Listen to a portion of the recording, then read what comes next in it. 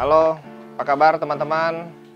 Balik lagi sama Andi di channel The Hasten. Ada pertanyaan masuk lagi di grup Facebook kita, tips belajar microgreen, yaitu adalah, Pak Andi, gimana sih cara simpen hasil panennya microgreen biar lebih lama gitu loh. Jadi kalau misalnya teman-teman ada, semuanya kan satu tray kan banyak nih, ya kan? Kayak ini contohnya ini mung bean, yang ini sweet pea, dan nggak bisa dihabisin saat itu. Nah, otomatis kita harus simpen. Nah, bagaimana simpen yang bisa lebih panjang gitu loh, dia punya masa simpennya di kulkas dan tetap seger. Nah, ini lumayan. Jadi saya ada kasih tips sedikit. Paling gampang itu adalah kita pertama kali kita wadah kedap dulu. Sama kita butuh bantuan si tisu.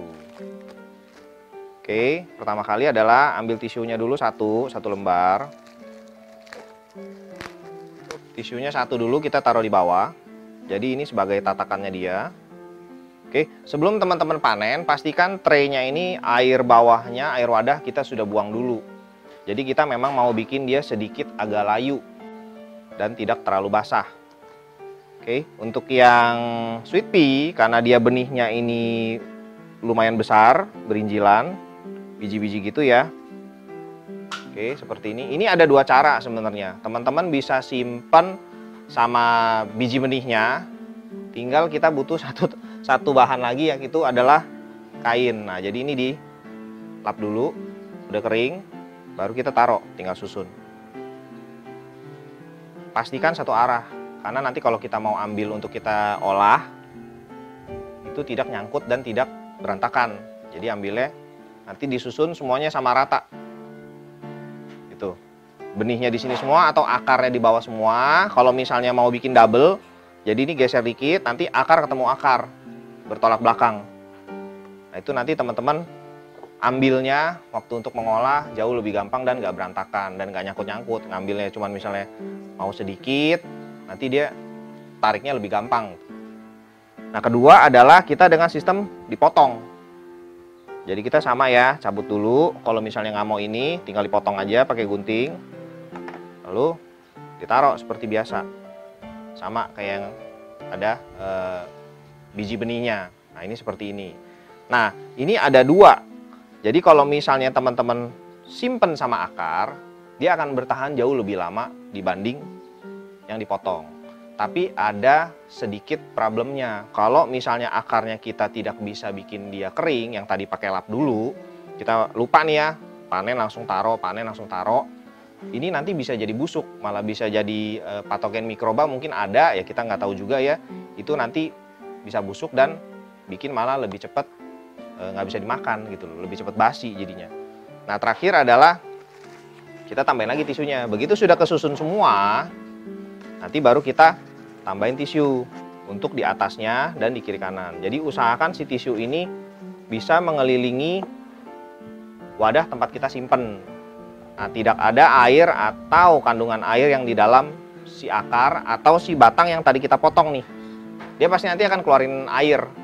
Nah, itu harus terserap bagus sama si tisunya. Teman-teman bisa pakai tisu dapur, bisa pakai tisu yang buat facial, itu semua bisa. Selama dia menyerap dengan bagus. Lalu terakhir adalah kita tutup. Tutupnya harus cari wadah yang kedap. Begitu sudah ditutup, tinggal masuk kulkas. Nah, kulkasnya kulkas bawah aja, nggak usah freezer. Kalau freezer nanti jadi es krim ya. Oke, paling seperti itu tips dari saya untuk simpen hasil olahan atau hasil panen yang berlebih. Nah, ada lagi mungkin yang dapat pertanyaan lagi, gimana dengan microgreen yang kecil, yang benih-benih kecil. Nah, benih-benih kecil ini sebaiknya dikonsumsi fresh. Jadi jangan disimpan seperti ini. Kalau disimpan seperti ini, paling banter itu hanya 3 hari. Karena kandungan airnya dia itu sedikit sekali, begitu dia masuk kulkas, dia akan lebih cepat kering. Jadi kalau teman-teman pernah simpen benih kecil gitu kayak red radish, bayam, selada, kailan, sawi, apalagi yang kecil ya, wijen. Nah, itu taruh di wadah kedap pun itu 2-3 hari, begitu kita keluarin pasti udah kering tuh kayak sarang laba-laba jadinya. Soalnya memang dia itu nggak besar dan kadar airnya sedikit. Begitu masuk kulkas, menguap, habis langsung, jadi dia kering. Contohnya untuk benih kecil seperti ini.